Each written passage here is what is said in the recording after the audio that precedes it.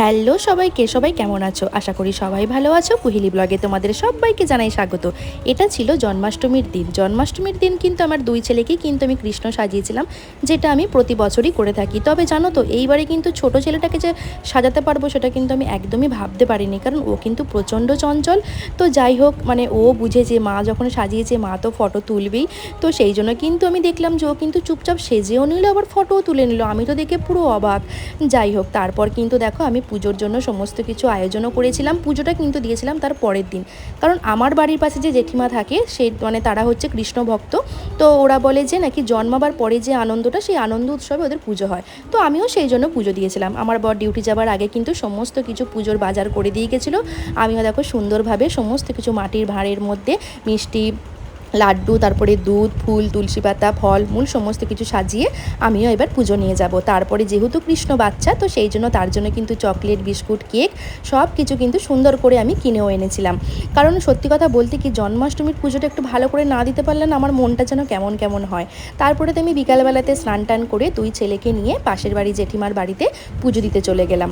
কারণ পুজো তো হবে সন্ধ্যাবেলায়, যেহেতু আমি বিকালবেলাতে স্নান টান করলাম, তো সেই জন্য পুজোটা ভাবলাম দিয়ে আগে চলে আসি। তো দেখো আজকের দিনটাতে কিন্তু পুরো বাড়িঘর সুন্দর করে বেলুন ফুল দিয়ে বেশ সবাই কিন্তু সাজায়। আমারও কিন্তু কৃষ্ণ আছে ছোট থেকেই। তো এখন আমার কৃষ্ণ আমার মায়ের কাছে আছে। আমি যখন ক্লাস 3-4-এ পড়ি তখন থেকেই কিন্তু আমার কৃষ্ণ, জানো তো। তো সেই জন্য জন্মাষ্টমীটা আমি খুব ছোট থেকেই করি। জন্মাষ্টমীটা কিন্তু আমি খুব ভক্তি ভরেই করতে ভালোবাসি। তো যাই হোক, ওই জন্য মনে হয় আমার পাশেতেই কৃষ্ণ আছে। হ্যাঁ, তো প্রতি বছরই এখানে আমি পুজো দিই। কারণ সত্যি কথা বলতে কি, এই সময়টা বাচ্চাদের সব সময় পরীক্ষা থাকে। তো সেই জন্য আমি বাপের বাড়ি যেতে পারি না। মোটামুটি 3 বছর আগে আমি গিয়েছিলাম। 3 বছর আমি যখনই আমার বাড়িতে কিন্তু জন্মাষ্টমীর পুজো খুব ধুমধাম করেই মানে হতো। তো আমি যে বছর যাই সেই বছর আমি খুব ধুমধাম করে করি, না হলে কিন্তু মা করে না। জাস্ট এমনি পুজো করে রেখে দেয়। মা বলে তুই যে বছর আসবি সেই বছরই পুজো হবে। তারপরে এই যে দুটো আমার কৃষ্ণ ঠাকুর, হ্যাঁ, তো দুই কৃষ্ণকে নিয়ে আমি আমার দেখো এখানে বেশ ফটো তুললাম একটুখানি। খুব ভালো লাগে জানো তো। এই জেঠিমাও কিন্তু খুব সুন্দর করে সাজায়। জেঠিমার কৃষ্ণগুলো দেখলে কি সুন্দর। আর দেখো এখন তো যেহেতু পুজো হবে না, তো সেই জন্য সমস্ত কিছু ঢাকা দিয়েছিল, প্রচুর আয়োজন করে। আর কৃষ্ণ পুজো কিন্তু দেখতেও খুব ভালো লাগে। তারপর ছেলেদের জন্য আজকে ভাবলাম ছেলেদেরকে একটু ধুতি পাঞ্জাবি পরাই। আমিও রেডি হয়ে নিয়েছি, আমিও একটা সাদা রঙের শাড়ি পরেছিলাম। তারপরে এই যে সন্ধ্যাবেলাতে চলে এসেছি সবাই মিলে। আমার দুই ছেলে এখন দেখো বসে আছে। ছোট ছেলেটা দেখেছো ওই জেঠিমার কোলে বসে আছে। তো এত সুন্দর করে সাজিয়েছে। আর সত্যি কথা বলতে কি, এই জন্মাষ্টমীর দিন কিন্তু যাদের বাড়িতেই কৃষ্ণ আছে মানে সেই মানে প্রত্যেকটা বাড়িতেই কিন্তু এতটা সুন্দর করেই কিন্তু সাজানো হয় আজকে, যেহেতু কৃষ্ণের জন্মদিন বলে কথা। তো তারপরেতে এখানে সবাই এসে হচ্ছে পুজো দেখতে। আমারও কিন্তু খুব ভালো লাগে জানো তো। আমিও মানে এই দিনটা সারাদিন উপোস থাকি। তারপরেতে সন্ধ্যাবেলায় পুজো হবার পরই আমি কিন্তু খাই।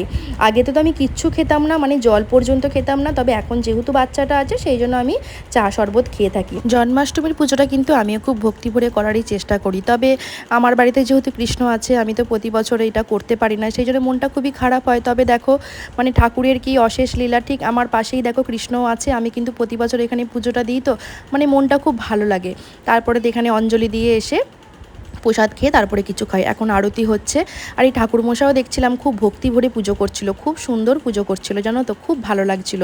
আর এই সময়টাতে নাম কীর্তন হয়, তো এই মানে আরতির সময়টা যেন একদম মনটা পুরো ভরে যায়।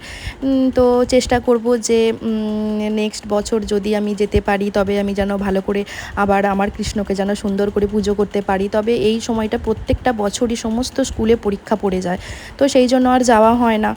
তো মনটা সত্যি খুব খারাপ হয়। তো দেখো এই যে কি সুন্দর করে সাজিয়েছে, কত কিছু আয়োজন করেছে, সমস্ত কিছু বাড়িতে বানিয়েছিল জানো তো। অন্যান্য পুজোর থেকে কিন্তু কৃষ্ণ পুজোতে কিন্তু অনেক কিছু আয়োজন হয়, তাই না বলো।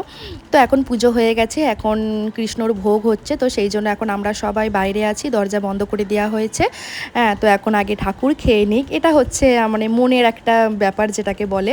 তো এই সময়টা কিন্তু সবাই মানে এই পুজোতে কিন্তু তাল লুচি, তাল পুরুলি, নারকেল নাড়ু, ক্ষীর, ছানা, এরকম, তারপরে তোমার কেক, সিমুই, মানে যেগুলো তোমার কৃষ্ণ খেতে ভালোবাসে, বাচ্চারা যে সমস্ত জিনিসপত্র খেতে ভালোবাসে, লাড্ডু, নানা রকমের মিষ্টি, সন্দেশ, অনেক কিছুর কিন্তু আয়োজন হয়। আর এই মালপোয়া, এই সমস্ত জিনিসগুলো কিন্তু সব জেঠিমাদের বাড়িতেই কিন্তু বানানো হয়েছে। বা সবাই কিন্তু কৃষ্ণ পুজোতে কিন্তু সমস্ত জিনিস কিন্তু সবাই বাড়িতেই বানায়। তো আমরাও আগে এরকম বানাতাম, বা আমি এরকম বানাতাম।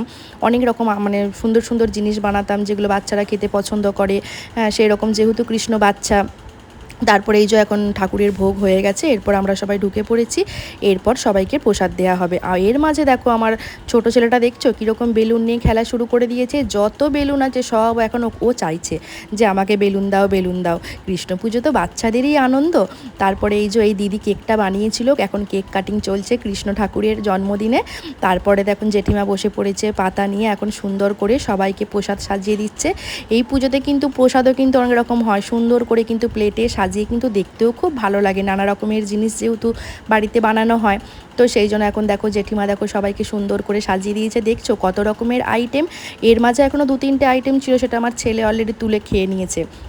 তবু দেখো কত রকমের আইটেম। তো যাই হোক, সারাদিনের পরে এখন আমি প্রসাদ নিয়ে বসেছি। হ্যাঁ, তো ঠাকুর সবাইকে ভালো রেখো, আমার ছেলেদের, আমার পুরো ফ্যামিলিকে সবাইকে তুমি ভালো রেখো। আমি এখন এই প্রসাদ খেলাম, তারপরেতে চেঞ্জ করে ফ্রেশ হয়ে তারপরেতে আবার আমি কিছু খাবো। হ্যাঁ, তো আমার ছেলেও এখন খাচ্ছে। আমার ছেলের তো প্রত্যেকটা খাবার হচ্ছে ওর খুব মানে প্রিয় খাবার। দেখতে পাচ্ছ কীরকম করে খাচ্ছে। তো যাই হোক, আজকের মতো এখানেই শেষ করলাম। সবাই ভালো থেকো, সুস্থ থেকো। অন্য কোনো ব্লগে আবার দেখা হবে।